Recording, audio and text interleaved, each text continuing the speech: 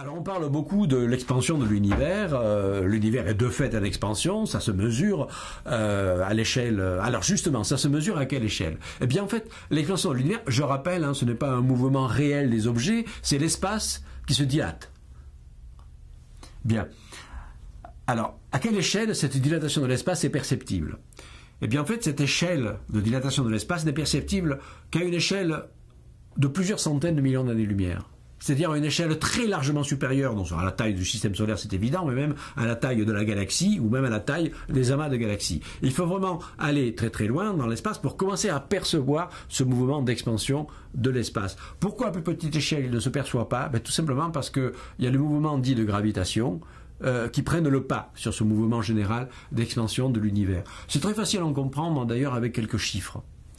Le taux d'expansion actuel de l'univers se mesure par un chiffre qui est de 70 km par seconde par mégaparsec. Alors je m'explique, le mégaparsec c'est une unité de mesure astronomique un petit peu bizarre. Un mégaparsec ça fait à peu près 3 millions d'années-lumière. Bon, ça veut dire que si dans l'univers d'aujourd'hui, vous prenez deux points quelconques, par exemple deux galaxies, qui sont séparés de 3 millions d'années-lumière, l'expansion de l'univers va les séparer d'une vitesse apparente de 70 km par seconde. Si elles sont séparées de 10 fois plus, 30 millions, ça va être 700. C'est-à-dire ça va être 10 fois plus, ça va être 700 km par seconde, et ainsi de suite. Donc vous voyez qu'au plus on va regarder des échelles grandes, au plus ces vitesses apparentes de fuite des galaxies, par exemple, sont élevées. Bon.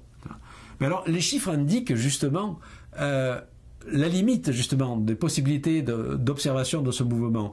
Déjà à l'échelle de 3 millions d'années-lumière, je dis 70 km par seconde, c'est la vitesse d'expansion des tissus cosmiques. Oui, mais à cette échelle-là, les mouvements gravitationnels sont beaucoup plus importants. Et donc, par exemple, la galaxie d'Andromède, notre voisine, elle est justement à 2 millions d'années-lumière. Elle ne s'éloigne pas du tout à 70 km par seconde à cause de l'expansion de l'espace. Elle se rapproche de nous. Elle tombe sur nous à 400 km par seconde.